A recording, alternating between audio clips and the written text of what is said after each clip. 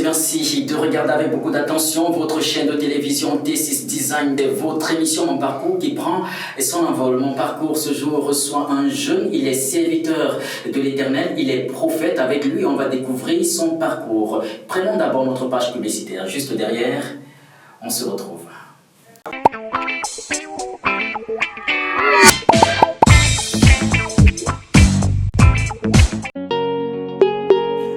Mr. Shine, Hitmaster. T6 Design. T6 Design est près de vous. Chez T6 Design, faites vos photocopies et impressions en couleur et noir et blanc. Sollicitez nos services en secrétariat bureautique. T6 Design, c'est aussi la photographie professionnelle, le tirage et agrandissement des photos. Vous avez besoin d'une couverture événementielle, mariage, baptême, conférences et séminaires, réunions d'affaires, venez chez T6 Design. Ma vie sans toi n'a pas de sens, tu es mon cadeau. T6 Design conçoit et réalise vos affiches et spots publicitaires, vos publics, reportages, vos vidéos d'entreprise et vos émissions télé. Avec T6 Design, vous avez la possibilité de louer son studio de production et son matériel de tournage. T6 Design est situé à Bonamoussadi, au carrefour Santa Barbara. Contact 698 44 80 95. Avec T6 Design, nous avons le plaisir de vous servir. Retour dans ce studio, chers téléspectateurs. Vous regardez votre émission Mon Parcours sur T6 Design Télévision. Nous sommes là en train de nous entretenir avec un jeune. Il est serviteur de Dieu, il est prophète. Vous avez déjà suivi un bon bout de son parcours. L'entretien se poursuit. Nous allons, prophète Ange, maintenant s'intéresser à votre appel. Vous êtes prophète. Ça s'est passé comment? Comment vous avez découvert l'appel de Dieu dans votre vie comme prophète? J'ai été transporté et que je suis revenu. Après la descente de la montagne, j'ai commencé à démontrer une démonstration d'esprit puissante et démonstration de paroles, de prophéties en puissance. Et c'est comme ça qu'un jour, puisque je démontrais cela, il m'a été dit, quand le Père me promettait beaucoup de choses dans notre parole et dans nos conversations intimes, c'est en ce temps, il m'a appelé ce jour-là mon prophète. C'est là que j'ai compris alors qu'en fait, je suis un prophète du Seigneur. Et après cette appellation, à chaque fois qu'il m'appelle, il aime m'appeler mon prophète. Alors, le Seigneur aime vous appeler son prophète. On va maintenant s'intéresser à vos difficultés. On sait que la marche avec le Seigneur n'est pas une marche facile. Alors, depuis que vous avez accepté Christ comme Seigneur et Sauveur personnel, quelles sont les difficultés que vous avez eues à rencontrer? Et depuis que vous travaillez pour Dieu comme prophète, quelles sont également les difficultés les plus frappantes que vous avez eues à rencontrer? Bien, les difficultés les plus frappantes que j'ai eues à rencontrer, c'est beaucoup de combats. N'est-ce pas, de la part du diable et de la part des pasteurs et des prophètes, des apôtres de notre pays et à l'extérieur. Bon, et vous savez, quand tu sers Dieu et que tu le sers dans la vérité et que tu prêches la vérité, bon, tu auras forcément des combats. Je ne vous coupe pas, mais je vais un peu essayer d'orienter encore la question. Alors, c'est une question à deux volets. Alors, mais là, nous sommes déjà dans le domaine difficulté. Vous avez donné votre vie à Christ, vous êtes devenu enfant de Dieu. Quelles sont les difficultés les plus frappantes à ce niveau que vous avez croisé? Est-ce que vous avez connu le rejet de vos amis? Est-ce que vous avez connu le rejet de la famille? Et maintenant, depuis que vous travaillez pour Dieu comme prophète, quelles sont les difficultés les plus frappantes et comme prophète en tant que berger que vous avez également eu à croiser? Bien, dans les difficultés, le premier volet, c'est naturel, et c'est normal. Et puis, c'est une chose que toute personne qui a connu le Christ endure subitement au premier coup. J'ai connu beaucoup de moqueries, beaucoup de rejets. Parlant de moqueries, qu'est-ce qui s'est passé? Bon, beaucoup de moqueries. Déjà, on voit un jeune qui, dans le monde, était un très bon footballeur. Automatiquement, un matin, tout change. Et puis, on se dit, bon, voilà, il est pasteur, il est entré dans des églises où on crie beaucoup. Donc, avec beaucoup de moqueries, la famille aussi avec des railleries. Tu as aussi laissé tes études parce que j'étais aussi très brillant à l'école. Bon, ça n'a pas été facile et ils n'ont pas accepté ça facilement. Il a fallu qu'avec le temps, le Seigneur me donne raison. Alors, la famille s'est comportée comment? Est-ce que la famille vous a rejeté? Bien sûr. Qu'est-ce qu'elle a fait exactement? La famille m'a complètement rejeté, elle m'a mis à part. C'est-à-dire, je n'avais plus même 5 francs, j'étais complètement abandonné d'un coin. S'il faut faire une chose, on convoque la famille, moi je ne me convoque pas. S'il faut envoyer de l'argent aux membres, à mes frères, on leur donne, moi on ne donne pas. Et puis il faut envoyer des colis. S'il y a une tante qui est en Europe qui envoie des choses au Cameroun pour des frères et sœurs, moi on ne me donne pas. Donc j'étais abandonné à moi-même en fait. Alors, en tant que prophète maintenant, lorsqu'on est prophète, on est berger, on est à la tête d'un ministère, on dirige un peuple et on est en collaboration avec d'autres serviteurs de Dieu. Quelles sont les difficultés à ce niveau? Bon, à ce niveau, collaborateur avec les serviteurs de Dieu, moi, je ne collabore pas. Parce que si tu fais ce qui sort de la règle, je ne peux pas me faire d'amitié avec toi. Je vais juste essayer de recentrer la question. Oui. Alors, les difficultés en tant que berger, en tant que prophète. Alors, racontez-nous ça. Quelles sont les difficultés à ce niveau que vous avez rencontrées? Les plus frappantes. Les difficultés les plus frappantes dans le ministère. Si je peux vous orienter, est-ce que lorsque vous avez mis le ministère sur pied et que vous vous êtes présenté au peuple comme prophète, est-ce que le peuple vous a accepté? Est-ce que diriger un peuple, diriger les gens, est-ce que c'est facile? Maintenant, la collaboration avec d'autres serviteurs de Dieu, quelles sont les relations? Bien, pour le cadre de diriger les gens, déjà, moi je dirige personne. Je suis qu'un instrument. Et puis, en ce qui concerne si les brebis m'ont accepté, je suis allé, mes brebis entendent ma voix et me suivent. Donc, pour ce côté, j'ai eu aucun problème. Je n'ai pas rencontré de difficultés avec des brebis qui peut-être ont des doutes sur moi. Non, je n'ai pas connu ça en fait. Et maintenant, avec les collègues hommes de Dieu, il n'y a pas de difficulté à ce niveau? Il y en a tellement de difficultés. Racontez-nous quelques-unes les plus frappantes. Bon, les unes les plus frappantes, c'est que j'ai eu des coups à l'église où des voleurs sont venus voler le matériel.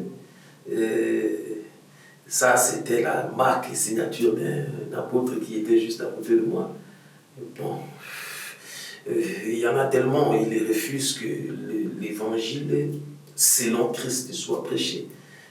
Voilà, et puis il y a certains qui m'ont affronté le visage pour me dire que bon tiens, tu es venu pour gâter nos affaires.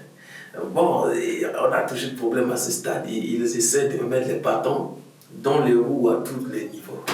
Alors, est-ce que ce sont ces difficultés-là les plus frappantes en tant que prophète que vous pouvez nous raconter, que vous nous racontez aujourd'hui? Alors, il y en a d'autres. Les difficultés-là sont les plus frappantes et les plus choquantes, en fait, parce que c'est de la part des sacrificateurs que je devrais recevoir le soutien. Mais si c'est de la part des sacrificateurs que je reçois plus de persécutions, c'est plus choquant. C'est-à-dire, vous voyez, quand peut-être si vous avez une femme et que les gens du dehors vous traitent mal, et à la maison, vous devez avoir un réconfort de votre femme. Mais si le mal commence chez vous, vous voyez à quel niveau forcément c'est plus choquant et c'est plus frappant. Donc c'est ça, cette logique-là. Les hommes de Dieu, aujourd'hui et moi, nous avons des relations très tendues et beaucoup de flèches. Alors, chers téléspectateurs, merci de nous regarder. Nous prenons une transition juste derrière. On se retrouve pour la suite. T6 Design. C'est avec beaucoup d'amour que nous vous disons que nous sommes très contents de savoir que vous nous regardez nombreux. Nous évoluons dans le cadre de notre entretien, chers téléspectateurs. Alors, on va, poser cette autre question à notre invité, c'est le prophète Ange. Alors, prophète Ange, nous allons parler maintenant de votre persévérance parce que lorsque on vous regarde, vous êtes toujours jeune et vous êtes très jeune encore et vous êtes toujours dans la foi. Alors, vous avez connu des difficultés énormes, la famille vous a rejeté, on vous a mis à part avec c'est un homme de Dieu, ça n'a pas été facile. Alors, quel est le secret de votre persévérance? Parce que vous êtes toujours dans la foi et vous continuez à travailler âme, corps et esprit pour la gloire de Dieu. Quel est votre secret? Bon, le secret de ma persévérance, il est tout simple. Le secret de ma persévérance, c'est le Saint-Esprit. Le secret de ma persévérance, c'est mon Père. C'est lui mon secret. Alors, le Saint-Esprit a fait quoi exactement? Le Saint-Esprit, il est, je vais dire, mon assurance. Parce que vous voyez, quand un enfant connaît son père et qu'on l'a giflé dehors, l'enfant sait que le problème, ce n'est pas la gifle, mais le problème, c'est ce que son père fera. Alors avec moi, c'est cette logique que j'ai avec mon père. Parce que les difficultés que j'ai croisées, pour moi, c'est juste... je vais appeler ça la routine, parce que le véritable secret se trouve dans le Saint-Esprit. Dans le Saint-Esprit, pourquoi? Parce que c'est en lui que je sais où je vais.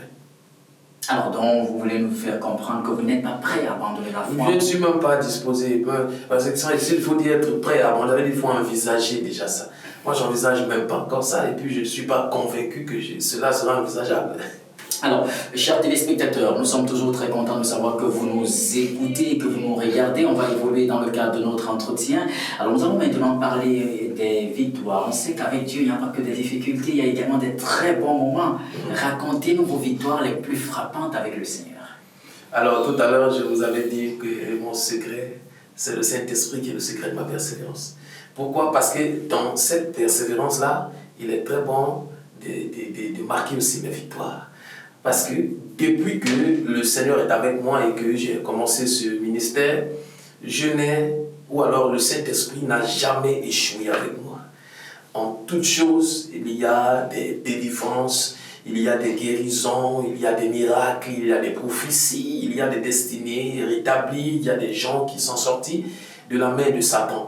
Donc, pour moi, c'est ma récompense, c'est mon bonheur. Je ne vais pas vous couper, mais vous dites qu'il y a, en fait, que vous n'avez jamais échoué. Alors, racontez-nous un peu une histoire qui vous a marqué. En fait, une victoire, racontez-nous un peu une victoire qui vous a marqué. Bon, une victoire qui m'a marqué, je vais dire que c'est la première résurrection. Parce que c'est une expérience que je n'avais pas encore connue dans le ministère.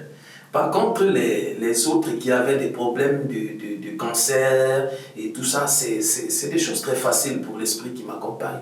Mais la résurrection, je n'avais pas encore expérimenté. Qu'est-ce qui s'est passé exactement au niveau de la résurrection? Bon, alors, j'avais une fille, paix à son âme, qui avait sa fille aussi.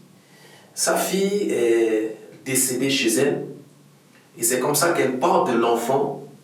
En fait, elle était à l'hôpital, l'enfant est décédé à l'hôpital. Elle prend l'enfant à l'hôpital, elle court vers chez moi avec l'enfant. Et moi, je suis là, je vois ma fille entrer, et avec un bébé à la main, avec son enfant, sa fille, sa jeune fille, elle me dit, papa, l'enfant est décédé. Automatiquement, je regarde l'enfant, effectivement, l'enfant est décédé. Bon, puisque la fille est convaincue que le Dieu de mon père, ou alors le Dieu de ce prophète, va ramener l'enfant. Et comme c'est une expérience nouvelle pour moi, je ne suis pas trop lâché avec ça. Et du coup, je dis, donne-moi l'enfant. Je prends l'enfant, j'entends l'Esprit de Dieu me dire, aujourd'hui je ferai une chose nouvelle. Et là, je prends mon manteau, je dépose sur l'enfant, je me penche vers l'enfant, je souffle dans les narines, et puis je me relève. Automatiquement, on attend pratiquement 5 minutes, on sent l'enfant revenir. L'enfant est revenu et l'enfant était mort déjà depuis près de 2 heures de temps. Donc c'est une des plus grandes victoires que j'ai connues et c'est une des plus grandes choses que j'ai vécues. Alors aujourd'hui, est-ce que l'enfant est toujours vivant? Elle est vivante en bonne santé. L'enfant est toujours vivante aujourd'hui en bonne santé. En bonne santé. Alors, nous allons évoluer dans le cadre de notre entretien. Est-ce qu'il y a d'autres victoires que vous voulez nous raconter pour la gloire de Dieu? Ou alors on peut évoluer? Non, et des victoires, il y en a une panoplie, il y en a tellement. Une autre victoire encore qui était un peu spéciale, c'est une dame venue du Gabon pour se faire opérer dans notre pays. Elle réside au Gabon. Bon, elle est arrivée pour se faire opérer dans notre pays. Et c'est comme ça qu'elle prend contact avec moi. Il y a un de mes fils qui lui dit, oh, en fait, j'ai mon prophète là, il va certainement avoir une solution à ton problème. Et c'est comme ça qu'on entre en contact. Et puis, on se voit. Je lui dis, tu n'iras pas à l'opération. Elle ne conçoit pas ce que je suis en train de dire, tu n'iras pas à l'opération. Elle me dit, non, mais prophète, c'est déjà avancé. Je dis, non, c'est avancé. Même mon Saint-Esprit est plus avancé. Et c'est comme ça, je la prends, je prie avec elle, je oins d'huile. Automatiquement, je dis, va à l'hôpital pour voir s'il y a encore le cancer là en toi. Et d'abord, à l'instant, on a prié, elle a senti une délivrance. Tout le ventre est descendu à l'instant. Et elle va à l'hôpital. On dit, bon, mais tiens, tenez madame, c'est vous qui devez être opérée, oui, mais vous n'êtes plus malade. Et c'est comme ça qu'elle vient me dire que, en fait, voilà, la victoire est là. Donc, dans des victoires, j'en ai eu un magasin. Notamment, vous voyez aussi que quand j'ai commencé ce ministère, il m'était très difficile de m'épanouir parce que mon onction n'était pas complète. Pourquoi? Parce qu'il manquait la moitié de mon onction. Et la moitié de mon onction se trouvait uniquement sur ma femme. Et c'est en ce temps que le Seigneur m'a donné de la rencontrer. Et quand on s'est rencontrés, il y a eu trop de combats, trop de turbulences. Je veux dire que ça a été aussi un moment très sombre de ma vie. Alors, racontez-nous un peu, trop de turbulences. Qu'est-ce qui s'est passé exactement lorsque vous la croisez?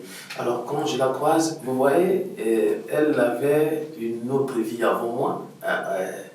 Et aussi, quand je la croise, en fait, on se croise et puis automatiquement, on se reconnaît. On se reconnaît et on prend, et en ce temps, une histoire commence à l'instant. Parce que, vous voyez, quand tu rencontres Adam ou Ève, il y a une alchimie qui arrive et c'est comme ça qu'on s'est rencontrés. Bon, maintenant, l'intégration était difficile parce que le côté de sa famille était un peu très difficile avec moi.